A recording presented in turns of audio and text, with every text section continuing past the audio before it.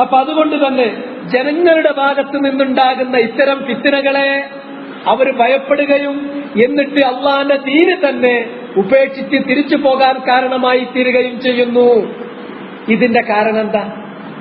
അവരകപ്പെടുന്ന ഈ ദീനിൽ നിന്ന് പിറകോട്ട് പോകുന്ന, മുർത്തത്തായി പോകുന്ന ഈ കുഫറിന്റെ കാരണം അവരിൽ ഖൗഫിലുണ്ടായിട്ടുള്ള ശിർക്കാണ്. അതാണ് അസുഖം. ആ ഫായിദയാണ് മുസന്നിഫ് റഹിമഹുല്ലാഹ് ഈ ആയത്ത് ഇവിടെ എടുത്തു ചേർത്തപ്പോൾ ഉദ്ദേശിക്കപ്പെട്ടിരിക്കുന്നത്. ജനങ്ങള് അവനെ എന്ത് ചെയ്യും? ശല്യം ചെയ്യും. അവൻ ഉറച്ചു നിൽക്കുന്നുണ്ടോ അല്ലേ എന്നുള്ള പരീക്ഷിക്കാൻ വേണ്ടിയിട്ടാണത്. അങ്ങനെയുള്ള ഒരു പരീക്ഷണം വരുന്ന സന്ദർഭത്തിൽ അവൻ ജനങ്ങളെ പേടിക്കും. ജനങ്ങളെ പേടിച്ചിട്ട് അവൻ ദീൻ തന്നെ ഉപേക്ഷിച്ചിട്ട് പുറകോട്ട് പോകും. ഒരാൾ ശരിയായ രൂപത്തിൽ ജീവിക്കാൻ തുടങ്ങുമ്പോ ആദ്യം ബാപ്പാന്റെ ഒരു നോട്ടം,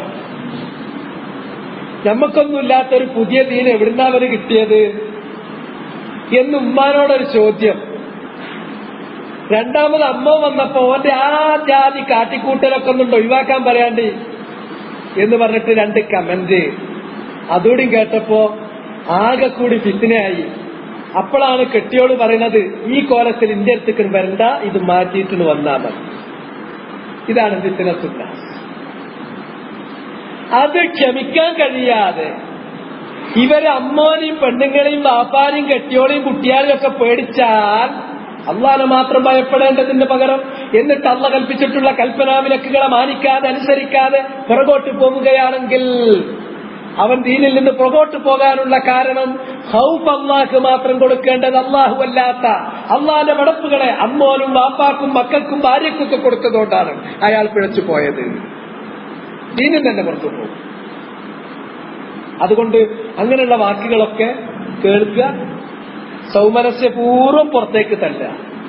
കാരണം ഇവിടുന്ന് കയറിയത് അതേമാതിരി നിങ്ങൾ ഇങ്ങോട്ട് പോകാൻ ഒരു ഓട്ടം അല്ല നമുക്ക് തന്നിട്ടുണ്ട്. ചിലത് അങ്ങനെ വിടേണ്ടി വരും, ചിലത് നല്ലോ മനസ്സ് കിടക്കേണ്ടി വരും, ചിലത് റിഫത്തോട് കൂടിയിട്ട് പറയേണ്ടി വരും. വാപ്പാണ് പറയണതെങ്കിൽ റിഫത്തോട് കൂടിയിട്ട് വാപ്പ, അത് ഇങ്ങനെ കാരണത്താലാ. അത് ഭാര്യയാണെങ്കിൽ അവിടേക്കോ, മനസ്സിലായില്ലേ? അതിനൊക്കെ അതിൻ്റെതായ രീതിയിൽ ആ രീതിയിൽ തന്നെ കൈകാര്യം ചെയ്യും. അല്ല, ചിലര് നേരെ തിരിച്ചാ, വാപ്പാനോടായിരിക്കും മൂച്ച്, ഭാര്യന്റെ മുന്നിൽ അയാൾ പൂച്ചയായിട്ട് നിൽക്കും. ഷെയ്ഖുൽ ഇസ്ലാം പറഞ്ഞത് ഹരക്കത്തിൽ റിജാൽ ഇദാ അത്വഅത്തിൻ നിസാ, പെൺകോന്തന്മാര് നശിച്ചു. സത്യത. ഞാൻ ആ വാചകം ഉദ്ധരിച്ചത് ചില വസ്തുതകൾ മുന്നിൽ കണ്ടിട്ടാണ്. ദീന് ശരിക്കും മനസ്സിലായി ഉള്ളിക്കിറങ്ങിയിട്ടുള്ള ചില സഹോദരന്മാർ പിന്നെ അവര് ആ ദീനിന്റെ പല കൽപ്പനകളിൽ നിന്നും കുതറിച്ചാടി ഓടിപ്പോകുന്നത് നമ്മൾ കാണുന്നുണ്ട്. എന്താ കാരണം?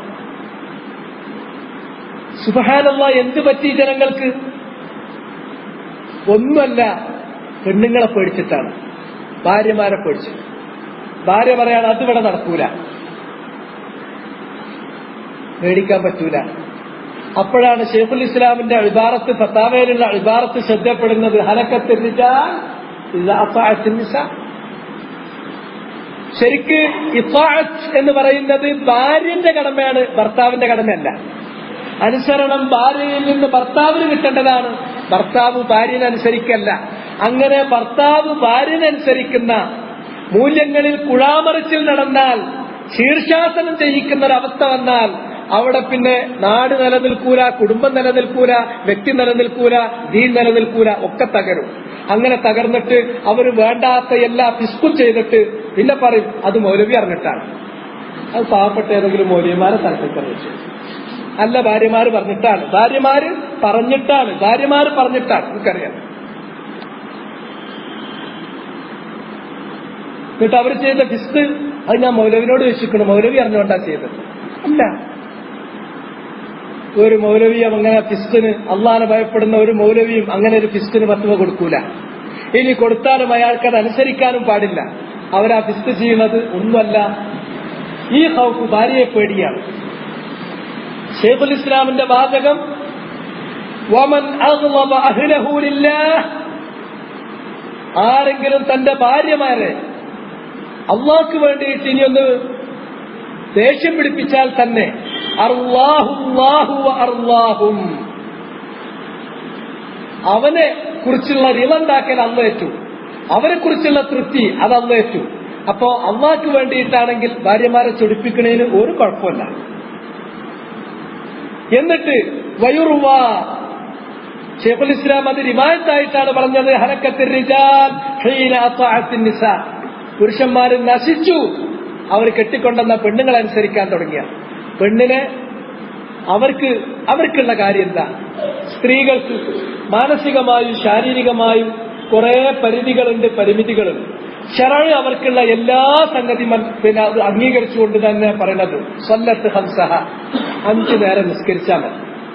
വസാമത്ത് ഷഹറഹ, റമളാൻ വരുമ്പോ ആ റമളാനിലെ നോമ്പ് അവർ വീഴ്ച കൂടാതെ നോമ്പെടുത്ത് വീട്ടിയാൽ മതി. അവരുടെ സ്വത്തുണ്ടെങ്കിൽ ആ സ്വത്തിനുള്ള സകാത്ത് കൊടുത്താൽ മതി. പിന്നെ അതിന് ശേഷം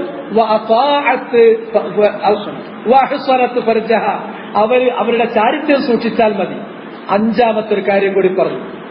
ഈ പറഞ്ഞ അത്രയും കാര്യം ചെറുപ്പമാണെങ്കിൽ പെണ്ണുങ്ങൾക്ക് ചെയ്യാൻ കഴിയും. ഇനി പറയുന്ന കാര്യം പറയാൻ എളുപ്പമാണ്, പെണ്ണുങ്ങൾക്ക് അത് ചെയ്യാൻ കഴിയില്ല. അവിടെ അതിന്റെ നിർവചനം മാറ്റിമറിക്കും. അവർ ഭർത്താവിനെ കൊണ്ട് ഇങ്ങോട്ട് അനുസരിപ്പിക്കും. ഭർത്താവിനെ അനുസരിച്ച് ജീവിച്ചാൽ മതി. ബാക്കി പല കാര്യങ്ങളുടെയും തഫ്സീൽ പല സ്ത്രീകൾക്കും അത് വല്ലാതെ തലയിലേക്ക് കയറൂല. 13 വർഷം മൻഹജും അഖീദയും കലക്കി കുടിച്ച് ഫുൾ അഖീദയിലും മൻഹജിലും നടന്ന ചില സ്ത്രീകളെ എന്റെ പരിചയത്തിലുണ്ട്. ഒരു നിമിഷം വരുമ്പോ അതൊക്കെ ഞാൻ ഇക്ക പറഞ്ഞതുകൊണ്ട് ചെയ്തു പോയതാണ്, എനിക്കതിലൊന്നുമില്ല. ഇക്കാരണ ഭർത്താവ് അത് പറഞ്ഞതുകൊണ്ട് ഞാൻ അങ്ങനെ ചെയ്തു, എനിക്കതിലൊന്നുമില്ല. അവർക്ക് അത്രേ ഉണ്ടാവുള്ളൂ. ഓരോ വാചകത്തിന്റെ രൂപം മനസ്സിലുള്ളതാണ് ഈ പറയുന്നത്. അതുകൊണ്ട് തന്നെ അവരെ സംബന്ധിച്ചിടത്തോളം അത് ഇറങ്ങുന്നതിന് വേറൊരു വ്യത്യസ്തമാണ്. പുരുഷന്മാരുടെ അതേ കോമ്പിനേഷനിൽ മനസ്സിലാക്കണ്ട. അതുകൊണ്ടാണ് അള്ളാഹ് പറയുന്നത് ഈ 4 കാര്യം കഴിഞ്ഞിട്ട് ഭർത്താവ് പറഞ്ഞതനുസരിച്ചാൽ സ്വർഗത്തിന്റെ മുഴുവൻ വാതിലും 8 വാതിലും തുറന്നു കൊടുക്കും. അവരോട് പറയും, അതിലേത് വാതിലൂടെയാണോ സഹോദരി നിങ്ങൾക്ക് കയറേണ്ടത് കയറിക്കോളൂ. അവിടെ ഒരു സംഗതി ഭർത്താവിനെ അനുസരിച്ചാൽ മതി. ഭർത്താവിനെ അനുസരിപ്പിക്കാൻ നടക്കരുത്. ഭർത്താവിനെ അനുസരിപ്പിക്കാൻ നടക്കുമ്പോ ആ ഭർത്താക്കന്മാർ അവർക്ക് തല ചായച്ചു കൊടുക്കുകയും ചെയ്തരുത്. അങ്ങനെ ഭർത്താക്കന്മാർ അവർക്ക് തല ചായച്ചു കൊടുത്താൽ ഇങ്ങനെ നേതൃപരമായ പങ്ക് പുരുഷനാണ് നിറവേറ്റേണ്ടത്. അതൊരു സ്ത്രീക്ക് നേതൃത്വം കൊടുത്താൽ ഒരു രാജ്യമാണെങ്കിൽ രാജ്യം തന്നെ മുടിയുന്ന റസൂലുള്ള പറഞ്ഞു. എങ്ങനെ വിജയിക്കാനാണ് ജനത? കുടുംബാണെങ്കിൽ സംശയമില്ലാത്ത, യാതൊരു ശങ്കയ്ക്കും ഇടമില്ലാത്ത, അത് അവിതർക്കിതമായ തത്വം. അതാണ് ഖുർആനിൽ അല്ലാഹ് പറഞ്ഞത്, അർറിജാൽ ഖവ്വാമൂന അലൻ നിസാ. പുരുഷന്മാർ സ്ത്രീകളുടെ മേൽ അവർക്ക് ആധിപത്യമുണ്ട്, അവർക്ക് മേധാവിത്വമുണ്ട്, അവരാണ് കാര്യങ്ങൾ നോക്കി നടക്കേണ്ടത്. പക്ഷെ ചില ഭാര്യമാര് നേരെ തിരിച്ചു വരും. അത് വരുന്നത് പൂച്ചനെ വെട്ടേണ്ട സമയത്ത് വെട്ടാൻ ഈ ഭർത്താക്കന്മാർക്ക് കഴിയാത്തത് കൊണ്ടാണ്. പിന്നെ അവരെ ഭയപ്പെടുമ്പോ അള്ളാഹനെ ഭയപ്പെടേണ്ടതിന് പകരം ഭാര്യമാരെ ഭയപ്പെടും. അള്ളാന്റെ കൽപ്പനകൾ അവരെ ലംഘിക്കും, അള്ളാന്റെ വിലക്കുകൾ അവർ മാനിക്കില്ല. ഇങ്ങനത്തെ സ്ഥിതിവിശേഷം വരുന്നുണ്ട്. അതുകൊണ്ട് ഈ ബാബ് ഇന്ന് ഞാനിവിടെ ചർച്ച ചെയ്യുന്ന ബാബ്, ആ ബാബിലെ ആദ്യത്തേത് ഖൗഫിന്റെ 3 ഘട്ടങ്ങൾ പറഞ്ഞതിൽ ആദ്യത്തേത് അത് അംഗീകരിക്കാൻ എല്ലാവർക്കും പെട്ടെന്ന് പറ്റും. അള്ളാഹനെ ഭയപ്പെടുന്നത് പോലെയുള്ള ഒരു ഭയപ്പാട് ഒരു ഖബറിനെ ഞാൻ ഭയപ്പെടുന്നില്ല, അല്ലെങ്കിൽ ഒരു വിഗ്രഹത്തെ ഞാൻ ഭയപ്പെടുന്നില്ല, അല്ലെങ്കിൽ ഒരു ബിംബത്തെ ഞാൻ ഭയപ്പെടുന്നില്ല, അല്ലെങ്കിൽ ഏതെങ്കിലും ആൾ ദൈവത്തെ ഞാൻ ഭയപ്പെടുന്നില്ല, അല്ലെങ്കിൽ അതുപോലെയുള്ള ദൈവികമായ കഴിവുകളുണ്ട് എന്ന് നിരൂപിക്കപ്പെടുന്ന ഏതെങ്കിലും ചിഹ്നങ്ങളെ ഞാൻ ഭയപ്പെടുന്നില്ല. ശരി, ശിർക്കുൽ അക്ബറിൽ നിന്ന് രക്ഷപ്പെട്ടു, മതിയോ? പോരാ, ശിർക്കുൽ അസ്ഗറിൽ നിന്ന് രക്ഷപ്പെടണം. ഇന്നല്ലാഹ ലാ യഗ്ഫിറു അൻ യുശ്റക ബിഹി വയഗ്ഫിറു മാ ദൂന ദാലിക ലിമൻ യശാ. അല്ലാഹ് പൊറുക്കില്ല എന്ന് പറഞ്ഞ ശിർക്കിൽ ശിർക്കുൽ അക്ബർ ഉൾപ്പെടുന്നത് പോലെ ശിർക്കുൽ അസ്ഗറും ഉൾപ്പെടും. തമ്മിലുള്ള വ്യത്യാസം, അക്ബറാണെങ്കിൽ മതത്തിൽ നിന്ന് പുറത്തു പോകും, നരകത്തിൽ ശാശ്വതമാണ്. ഇതാണെങ്കിൽ പൊറുക്കൂല, ശിക്ഷ വാങ്ങേണ്ടി വരും, മതത്തിൽ നിന്ന് പുറത്തു പോകില്ല, നരകത്തിൽ ശാശ്വതമാകില്ല. ആ നരകശിക്ഷ നിങ്ങൾ അനുഭവിക്കേണ്ടി വേണ്ടി വരും. പക്ഷെ ആ നരകശിക്ഷ അനുഭവിക്കാൻ നമുക്ക് കരുത്തുണ്ടോ? അതിനൊരുക്കുണ്ടോ? ഇല്ലെങ്കിൽ ഭാര്യമാരല്ല ഭയപ്പെടുന്നത്. ഇങ്ങനത്തെ കുറെ കാര്യം ഭാര്യമാരെ ഭയപ്പെടുക എന്നുള്ളത് ഞാൻ പ്രത്യേകം പറയാൻ കാരണം, ഒരുപാട് സഹോദരന്മാർ ഫിത്നയിലാകുന്നത് കണ്ണുകൊണ്ട് നമ്മൾ കാണുന്നത് കൊണ്ടാണ്. ഒക്കെ അവര് ലോകത്തെ പഠിപ്പിക്കും. അവരിങ്ങനെ സംസാരിക്കുന്നത് കണ്ട എന്താണ് അവരുടെ സംസാരം, ആ സംസാരത്തിൽ വീഴാത്ത ഒരാളും ഉണ്ടാവില്ല, പെർഫെക്റ്റ്. പക്ഷെ അവരെ കാര്യം വരുമ്പോഴോ ഭാര്യന്റെ മുന്നിൽ ഒന്നുമില്ല, പഞ്ചപുച്ചടക്കി പാവേങ്ങനെ അതിൻ്റെതോ ദീന് ഹാലിത്ത, ആ സ്ഥിതിയിലേക്കും പോകും. അതുകൊണ്ട് തന്നെ ഈ ഹൗഫ് വളരെ പ്രധാനപ്പെട്ടതാണ്. ഹൗഫിന്റെ രണ്ടാമത്തെ ഇനം വഖാഫൂനി, എന്നെ മാത്രമാണ് നിങ്ങൾ ഭയപ്പെടേണ്ടത്.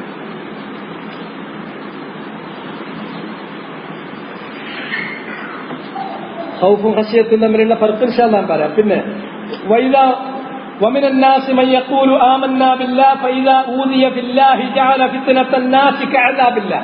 ആ ആയത്തിന്റെ വ്യാഖ്യാനം ഞാൻ നേരത്തെ പറഞ്ഞു. മനുഷ്യന്റെ അസ്വല് മുൽമും ജഹലുമാണ്.